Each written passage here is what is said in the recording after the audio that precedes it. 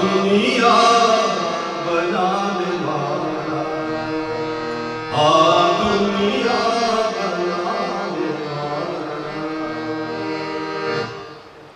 आला जगात आला, आला जगात आला, आ दुनिया बनाने वाला, आ दुनिया बनाने वाला।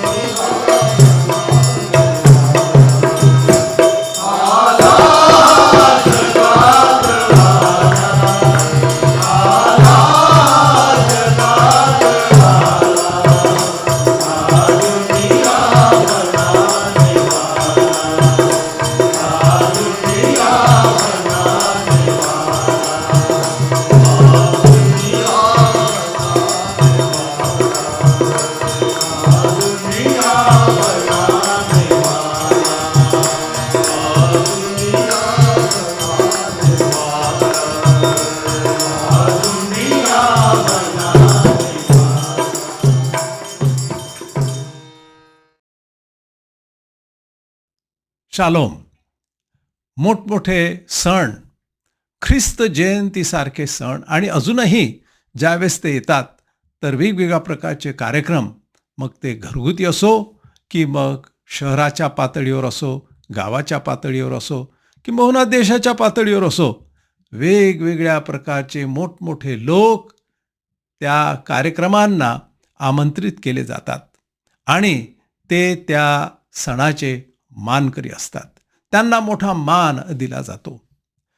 जर असाच आपण प्रश्न विचारला की पहिल्या नाताळाच्या दिवशी, ख्रिस्त जयंतीच्या दिवशी, ज्या दिवशी प्रभू येशू ख्रिस्तांचा जन्म झाला, त्या दिवशी कोण मानकरी होते, कोणाचा मान करण्यात आला? सर्वसाधारणपणे आपल्याला माहीत आहे की जे अत्यंत प्रचलित लोक आहेत, शिकलेले लोक आहेत, श्रीमंत लोक आहेत, असे लोक आपल्याला मानकरी दिसतात. परंतु त्या ख्रिस्त जयंतीच्या दिवशी काय घडलं ते आपल्याला पवित्र शास्त्रामध्ये दिलेल्या ज्या काही गोष्टी आहेत, कथा आहेत, त्याच्यातूनच आपल्याला स्पष्टपणे कळतं. आता तुम्ही म्हणाल की जे प्रत्यक्ष त्या ठिकाणी उपस्थित होते, पण काही जण त्यावेळेस उपस्थित नव्हते, पण तरीही ते तेवढेच मानकरी आहेत. उदाहरणार्थ यशायाच्या ग्रंथामध्ये यशायाने ह्या ख्रिस्ताच्या जन्माच्या संदर्भामध्ये लिहूनच ठेवलेलं आहे. आणि मग जर लिहून ठेवलं, ख्रिस्ताच्या बाबतीत जर लिहून ठेवलं, तर ख्रिस्त जयंतीच्या दिवशी प्रत्यक्ष तोही तेवढाच मानकरी झाला. इतरही संदेष्टे आहेत, ते सुद्धा मानकरी आहेत त्याच्यामध्ये.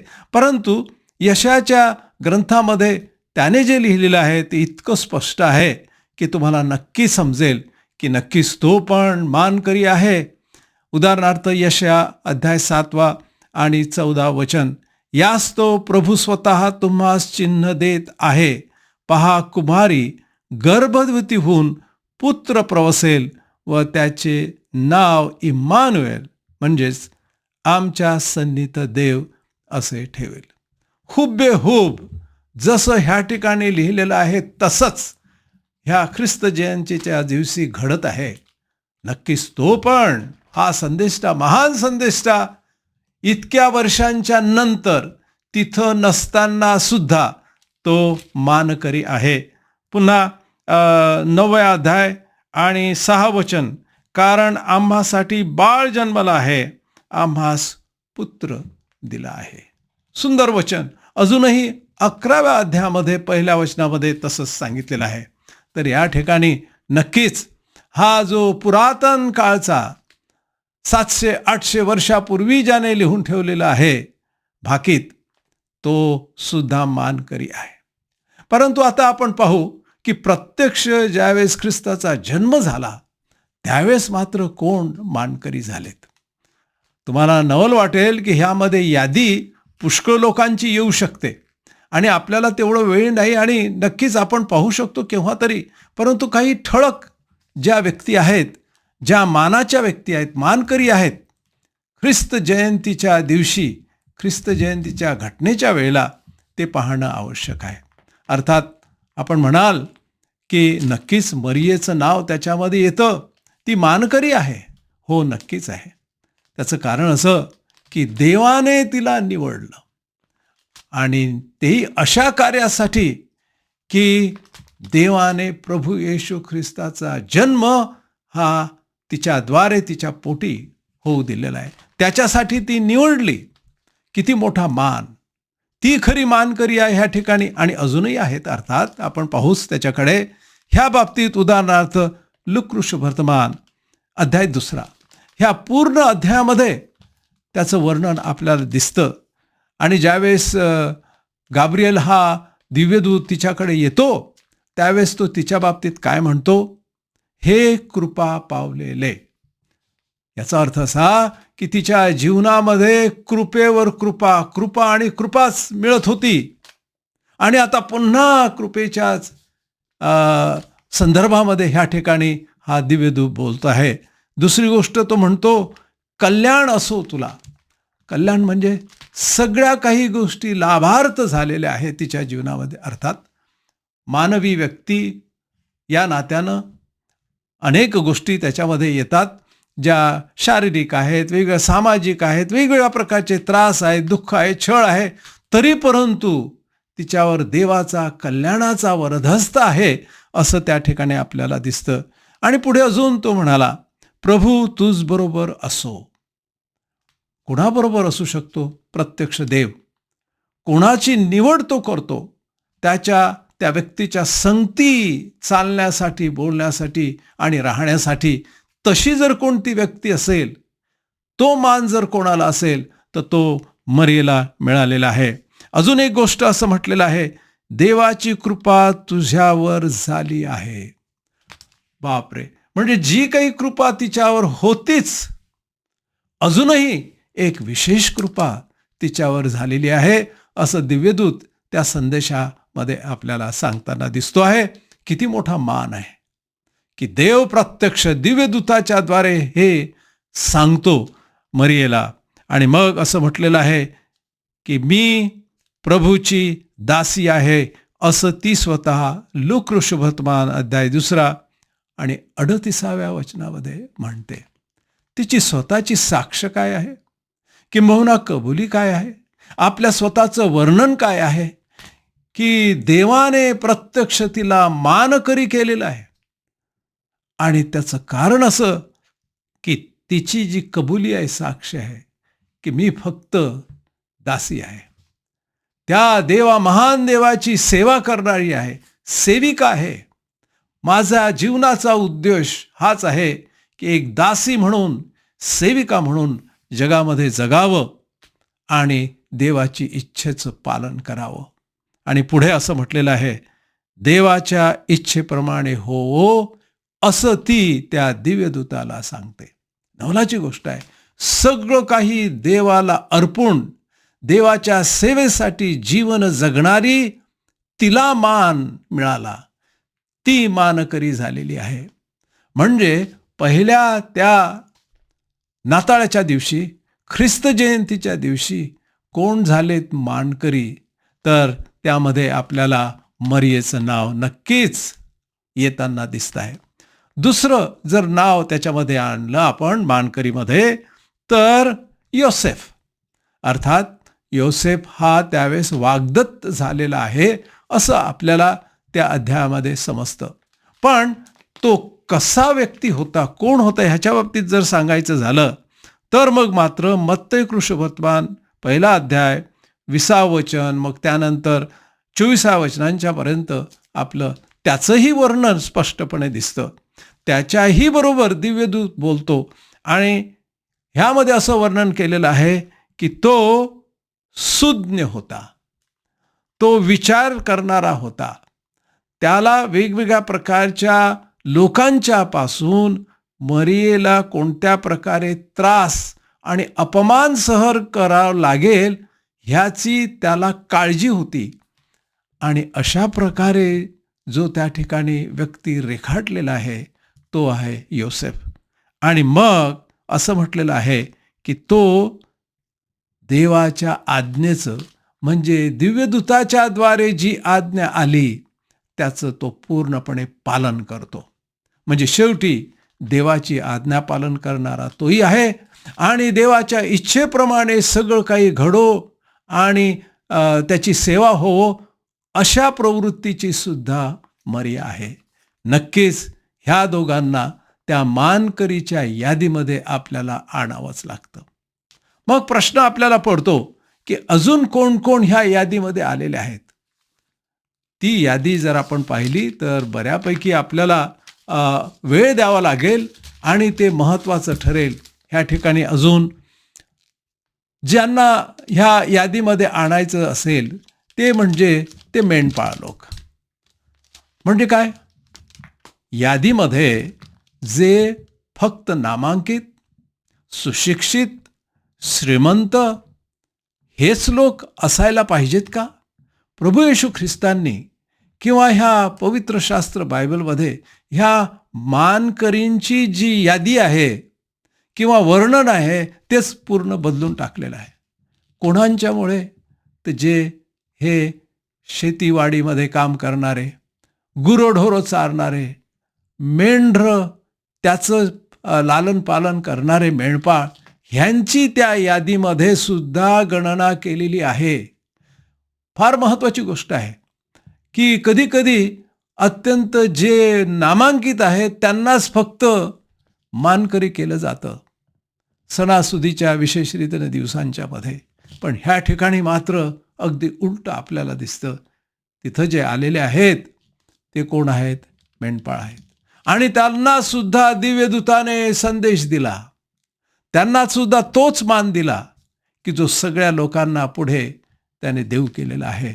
नवलाची गोष्ट आहे की ह्या प्रभू येशू ख्रिस्ताच्या जन्मानं सगळं काही बदलून टाकलेलं आहे. ते मानकरी बदलून टाकले, मानकरींची यादी बदलून टाकलेली आहे. किंबहुना त्यांच्या वैयक्तिक जीवनामध्ये, आध्यात्मिक जीवनामध्ये काय पातळी आहे, त्यांचा विश्वास आणि परमेश्वराची सेवा करण्याची जी तळमळ आहे ती आपल्याला विशेष रीतीनं आढळून येते. त्या लोकांना आपल्याला मान दिलेला दिसतो आहे. हे मेंढपाळ लोक प्रभू येशू ख्रिस्ताचं दर्शन त्या ठिकाणी घ्यायला येतात. आणि त्यांच्याकडे काय आहे? काहीच नाही. फक्त त्यांना हेच बघायला पाहिजे की जी आपण हा संदेश ऐकलेला आहे दिव्यदूतांच्या कडून तो आपण जाऊन पाहू. आणि संगती काय घेतलं त्यांनी? काहीच नाही. पण त्यांच्या विचारांच्या मध्ये त्यांनी एवढं ठाम ठरवलं की आम्ही जाऊन पाहणार, त्याचं दर्शन घेणार. मग मागे काय सोडलं? त्यांच्या संगती काहीही त्यांच्याकडे द्यायला सुद्धा नव्हतं. मानकरी झाले.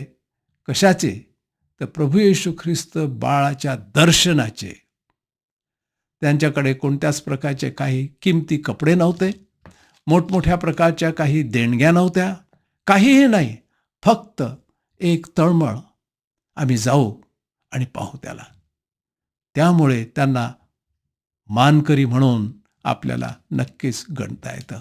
मंडळी, ख्रिस्ताच्या जयंतीच्या कार्यक्रमांच्या मध्ये जर आपण आज त्याचा विचार केला तर कोण मानकरी आहेत? जे खरोखरच प्रभू येशू ख्रिस्ताचे दास आहेत, जे खरोखरच प्रभू येशू ख्रिस्ताचे देवाच्या आज्ञा पालनाचेच फक्त विचार करणारे आहेत आणि शेवटी तळमळीनं त्या ख्रिस्ताला बघण्यासाठी धावपळ करणारे आहेत. मला असं वाटतं की ही फार महत्त्वाची गोष्ट, जे सणाचे, ख्रिस्त जयंतीच्या सणाचे पहिले मानकरी, त्या यादीमध्ये त्यांचं नाव आपल्याला दिसतं.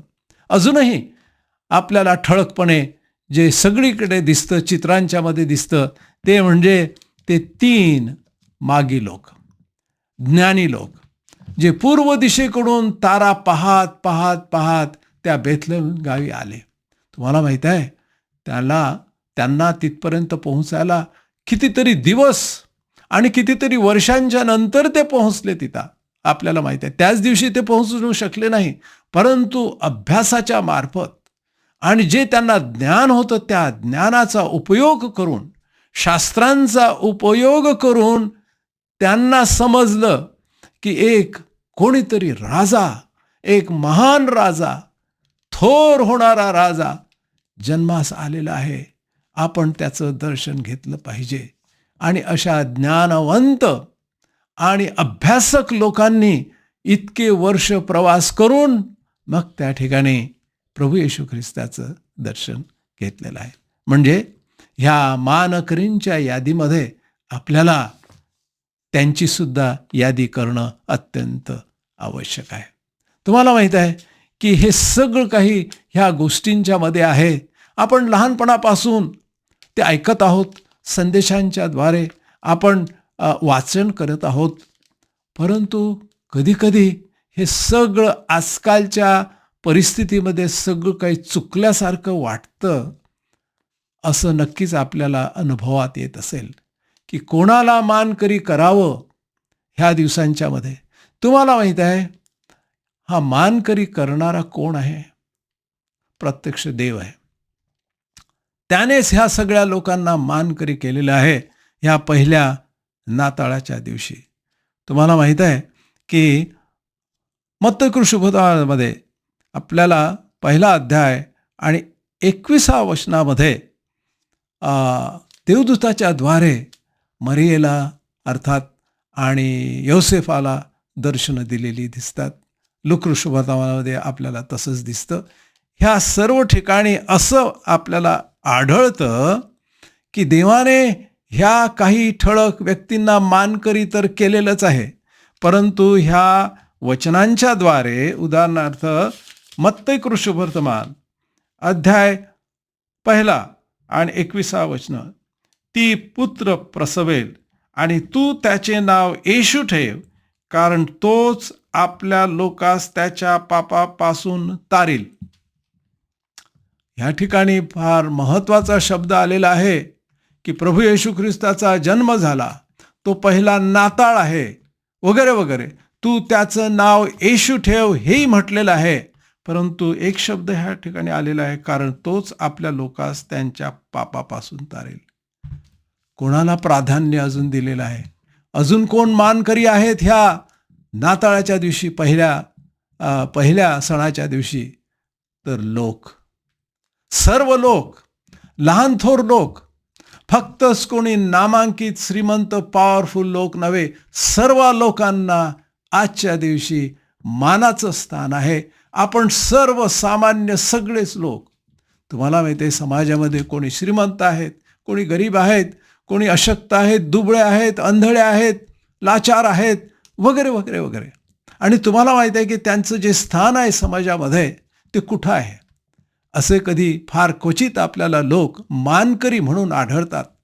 एक कृपा म्हणून, दया म्हणून त्यांना मान दिला जातो, परंतु खरा मान ह्या ख्रिस्त जयंतीच्या दिवशी म्हटलेलं आहे की सर्व लोकांना तो तारेल, सर्व लोकांना तो पाप क्षमा देईल. याचा अर्थ असा की सर्वांना मान देणारा प्रभू येशू ख्रिस्त जयंतीच्या दिवशी जन्मास आला, असं स्पष्टपणे आपल्याला दिसून येते. पुढे आपल्याला अजून एक वचन आहे जे यशाया संदेष्टाने सांगितलेलं होतं आणि त्याची पुनरावृत्ती ह्या ठिकाणी आपल्याला मत्तय शुभवर्तमान अध्याय 1 आणि त्यामधलं 22 वचन आणि 23 वचन. हे सर्व यासाठी झाले की प्रभूने संदेष्टाच्या द्वारे जे सांगितले होते ते पूर्ण व्हावे. ते असे की पहा, कुमारी गर्भवती होऊन पुत्र प्रसवेल व त्याला इम्मानुएल म्हणतील. या नावाचा अर्थ आम्हा बरोबर देव असा आहे. अनेकदा आपण हे ऐकलेलं आहे, ही वचनं ऐकलेली आहे. पुन्हा एकदा ह्या सणाचे मानकरी ह्या ठिकाणी त्याचं वर्णन आहे. त्या नावात तुम्ही आणि मी गोवलेलो आहोत. याचा अर्थ असा, या नावाचा अर्थ असा, आम्हा बरोबर देव. पुन्हा एकदा आम्हा सगळ्यांना त्याने या सणाचे मानकरी केलेले आहेत. मंडळी, आपण सगळेजण म्हटल्यानंतर केवढा मोठा त्याच्यामध्ये अर्थ आलेला आहे. समाजामध्ये प्रत्येक ठिकाणी काही काही लोकांनाच फक्त मानकरी केलं जातं. मग एखादी यात्रा असेल, त्या यात्रेमध्ये पहिला मान कोणाला जातो? आम्ही काही दिवस एका खेड्यामध्ये राहिलो आणि त्या ठिकाणी ज्यावेळेस असल्या प्रकारचे कार्यक्रम असायचे, किंवा नारळ फोडायचं किंवा अजून काही, तर पहिला मान कोणाला? आपल्या सगळ्यांना माहीत आहे ती तशा कथा.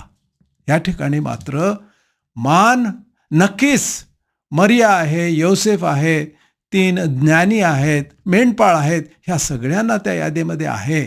त्या प्रत्येकाचं एक वैशिष्ट्य आहे, परंतु त्यामध्ये सगळेजण आम्हा सगळ्यांच्या बरोबर देव असावा. देव फक्त काही समाजाच्या पुढाऱ्यांच्या संगती नाही, किंबहुना काही लोक श्रीमंत झाले म्हणून देव त्यांच्याबरोबर आहे असं जे कधी कधी गृहीत धरण्यात येतं. कोणी कोणी फार यशस्वी झाले कारण ते देवाचे प्रिय आहेत, देव त्यांच्याबरोबर आहे, असाही कधी कधी गैरसमज होतो. नाही, देव हा सगळ्यांच्या बरोबर असू शकतो नव्हे आहे. आपल्या सगळ्यांना ख्रिस्त जयंतीच्या दिवशी प्राधान्य आहे. देवादाय दृष्टिकोनातून आपण महत्त्वाचे आहोत, सगळेचे सगळे महत्त्वाचे आहोत. प्रत्यक्ष देव आपल्या संगती आहे. तुम्हाला माहीत आहे, यशायाच्या ग्रंथामध्ये 43 अध्याय आणि वचन 4. फार महत्त्वाचं वचन आहे. ह्या ठिकाणी देव असं म्हणतो त्याच्या लोकांना, तू माझ्या दृष्टीनं अमोल आहेस, मोठ्या योग्यतेचा आहेस, तुझवर मी प्रीती करतो. तर 5व्या वचनामध्ये देव असं म्हणतो, एक वचन देतो, तर भिऊ नको. मंडळी, ह्या जगामध्ये जर आपण भीतीच्या जगामध्ये जगत आहात, वातावरणामध्ये जगत आहात, घाबरलेले आहात, आपल्या ह्या जीवनामध्ये काय होईल, शिक्षणाचं काय होईल, लेकरांचं काय होईल, तर देवाचं असं वचन आहे की तू फार मोलाचा माझ्या दृष्टिकोनातून आहेस. आपण प्रत्येक व्यक्तीला मान आहे. प्रत्येक व्यक्तीचे जर वर्णन जर केलं तर आपण मानकरी आहोत. आणि म्हणून ख्रिस्त जयंती ह्यावेळेस आपण पाळत असताना त्या दृष्टिकोनातून पाळो की देवाने मला अमोल असं ठरवलेलं आहे. मी एका योग्यतेचा आहे. मी भीतीचं जीवन न जगता देव माझ्याबरोबर आहे, सदैव आहे. ह्याच एका मानाने तुम्ही आणि मी पुढे आपलं जीवन जगूया. प्रार्थना करू की आपल्या जीवनाच्याद्वारे त्याचंच गौरव व्हावं. प्रार्थना करू. आमच्या पवित्र देवा, मनापासून तुझे उपकार मानतो ह्या आनंदाच्या सणामध्ये, पण त्यामध्येही तू आम्हास मानकरी केलं, फार मोठा मान दिला. आणि तो मान आमच्या योग्यतेमुळे नव्हे तर तुझ्या कृपेमुळे आहे. आणि ते जगण्यासाठी, विश्वासाचं जीवन जगण्यासाठी आम्हास तू शक्ती दे. आता देवजो बाप ह्याची प्रीती, देवजो पुत्र ह्याची कृपा आणि देवजो पवित्र आत्म्याची सहभागिता आपणा सर्वाबरोबर आता आणि सदा सर्व काळ असो. आमेन. आमेन.